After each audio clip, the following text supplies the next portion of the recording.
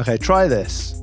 Think about when you first heard your favourite dance music tracks. Where were you? And just what was the feeling you got from them? It's kind of indescribable, right? I reckon deep down that's what we're trying to do whenever we make a track.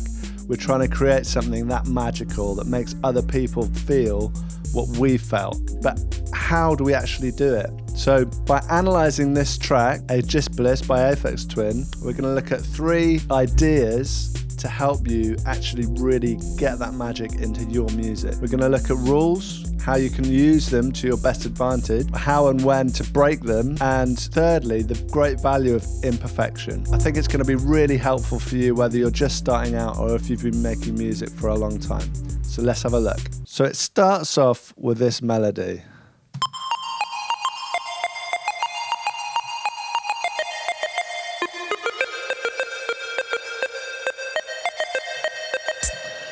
So it's very long, complex melody. It goes on for 8 bars and it kind of keeps changing, you know, if we have a look at it. There's quite a lot going on with it. So it's easy just to think, oh yeah, it's Aphex Twin. He's a genius. I mean, I think he is a musical genius, really. But here, he's actually doing something quite simple, which is he's using a pentatonic scale. So if we listen...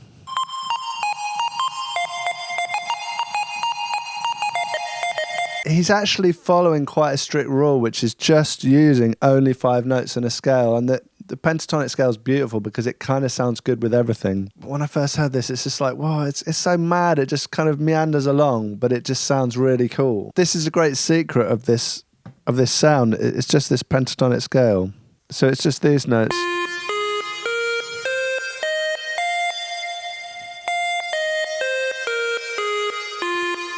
Let's dive into the sound a little bit, though. I think he used an SH-101. I think he had a modular Roland 100M. He might have used that, but I've used this Model 82, which is an SH-101 plugin. I've got to say, I absolutely love this plugin. The soft tube synths, especially these Roland ones, they've got such a great sound. It's like, now I get why people lust over these hardware synths, and they just sound great.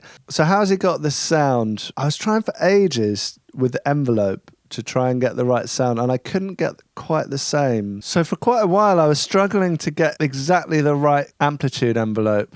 I got quite close. This is with Diva. But there was a quality to the sound which wasn't quite the same. I played about with the envelope for a long time.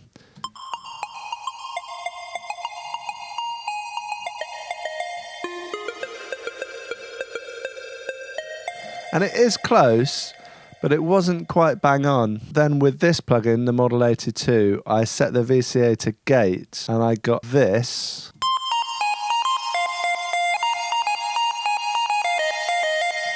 But I thought, yes. Then I decided to get very careful with the size of the notes, and that led to this,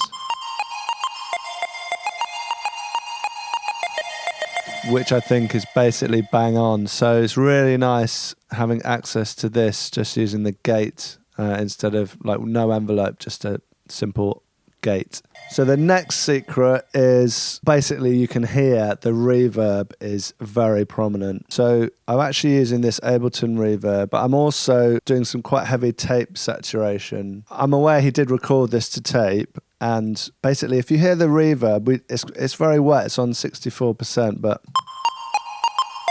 that's without the tape. So the tape is kind of compressing the reverb, making it a part of the sound.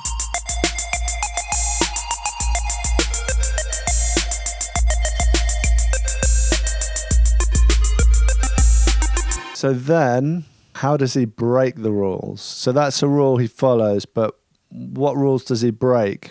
Well, let's just listen a little bit more.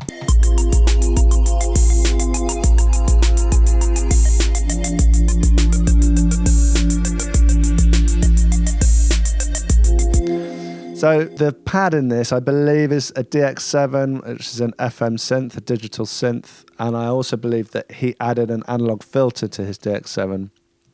I'll explain how I recreated that. But the thing to notice, when I started recreating it, I noticed it's actually tuned down 31 cents. that's actually quite a lot of detuning. And what's even more surprising is that the bass is also tuned. It's tuned up like that much, like basically exactly half a semitone. So that's like out of tune. That's like the most basic musical rule you can have is like sing in tune. Things should be in tune.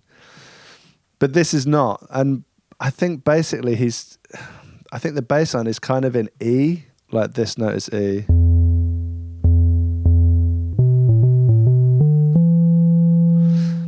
So he's got this in E, but he's tuned it up so it's kind of like sharp. So it's going towards F. It doesn't make any sense to me, if I'm honest, like how you can get away with it, but it just sounds good.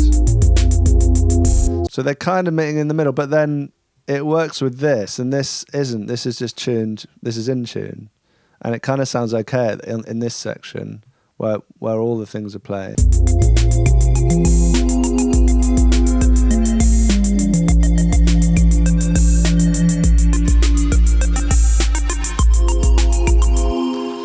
So why? Maybe you can tell me why. Please do if you can. But my answer, and what I think you should take away from this, is it's a bit of a cliche, but if it sounds good, it is good. And I really think this is holding a lot of people back. I work with producers, helping them with their music, and often people are really a bit paranoid from my point of view. Like Ableton's got this scale mode now, and they'll put it on and they won't do any notes outside the scale. And my whole way of working, the way I've just worked from day one really, is just doing everything by ear. So for me, that's like a weird way around. Like, I'm not saying it's bad to use these tools, not at all, but don't let them constrain you. Because, for example, so yeah, if you're in C minor, but you might want to play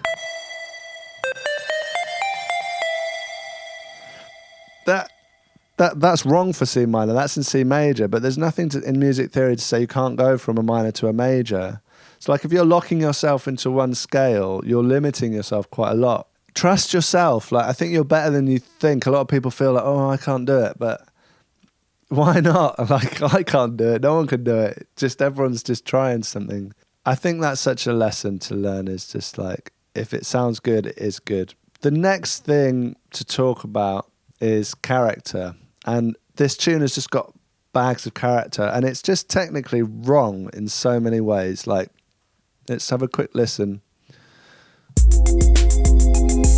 Like, these 808 kicks are far too loud.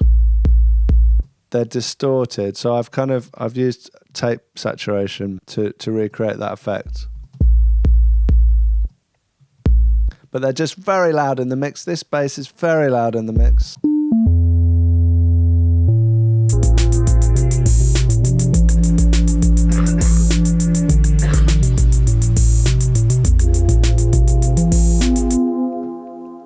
But it's human. It's the humanity that makes it listenable. I think if everything's too perfect, it's boring. It's robot music. And this is something I'm really passionate about at the moment, is putting humanity into music. So let's just dive into a few more details of this track. So one of the great things is just the arrangement, and something very simple. Things fade in and out with just a volume fade. So he probably did this manually. I've got no idea how he made this track really.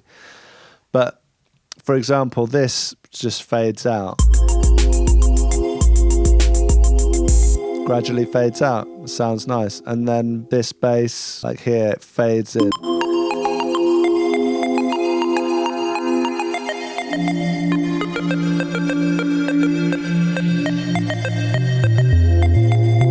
So again, that's a great example of imperfection, because it starts here. Like, normally your ear would say, oh no, it has to start at the beginning of the bass line. They need to hear it from the beginning.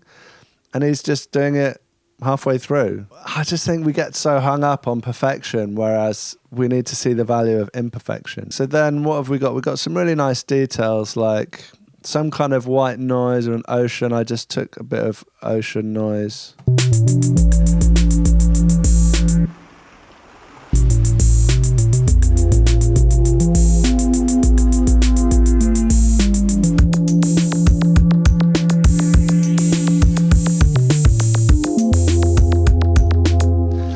that leads us on to how the drums change. It's so easy to lay down a bit of MIDI and just copy it along and just say that's the beat.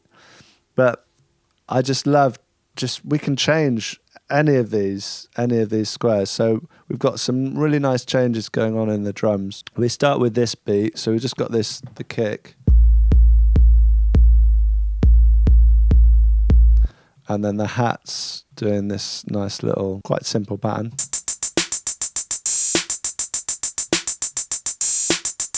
They're basically 808 sounds. I think he had something called an R8, which had 808 sounds in them. So together, this is the drum beat.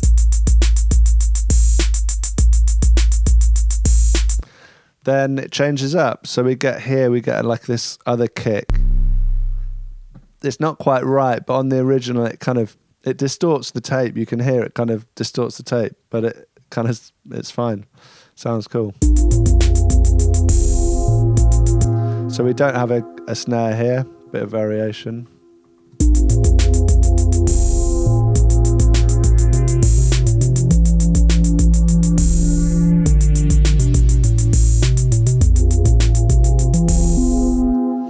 Then we have just basically a different kit.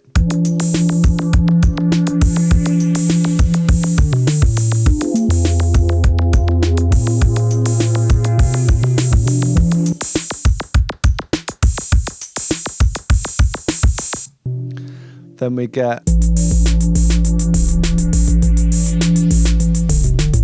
so this is very similar pattern, but we've got the offbeat hat. Then we go back to the normal beat. Then we get some cool little interesting 32, can't remember the name.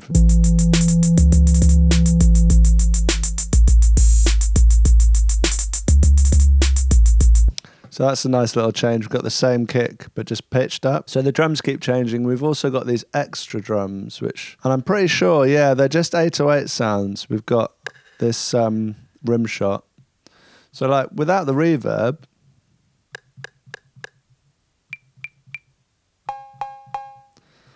very boring, but with the reverb,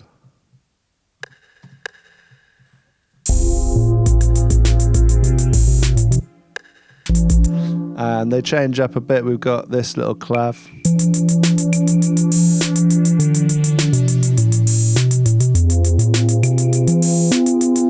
And then we even have this, I think it's a cowbell.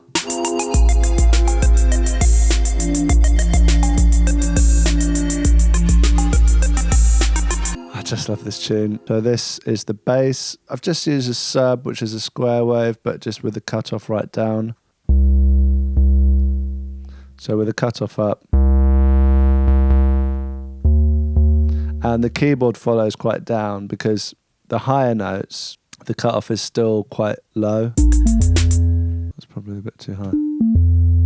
Like if the keyboard follows higher, and that's wrong, isn't it? It doesn't sound like that. It sounds much more like... I really like this Pro Miles. It's just got such fat bass. It sounds very analog. Yeah, and beautiful pattern as well. Like it's just a crazy long melody, which generally speaking, bass line shouldn't be that melodic. In my experience, generally you want it a bit more like part of the rhythm section, part of the drums. Fairly simple. But that's it. There are no rules, ultimately. The only rule is if it sounds good, it is good. So that's the bass, and then we have the pad. So really nice chords, and it's actually just an F minor chord, second inversion. So instead of the C being at the top, it's at the bottom. And then we have this really nice chord where it's basically just these two notes. But instead of playing the F high, it's low. I think that's a sixth, which it's not something I ever really use because I like fifths, which are very common. But this, it's beautiful. So I'm using this really cool Plogue chip synth OPS7, which by all accounts, is just the absolute closest you can get to a real DX7 in terms of just the sound. They've modelled everything. So it's got a really nice sound. I got a patch that was fairly close. I've taken out some of the low end, did the tuning, added the tape, but also it's got some filtering on it, and the DX7 doesn't have a filter on it. You can get a filter effect through different ways, but he actually did use an analog filter, I think, on his one. I tried a few ways of doing this, but what I ended up doing was just using automation. So basically, I wanted to try and use the envelope. That didn't really work. I used the Shaper plugin. That didn't really work. So what I did, I just put in automation, and as it's just 2 chords, it's just a 4-bar pattern, I just repeated that. So I just drew in this automation essentially to give it some movement.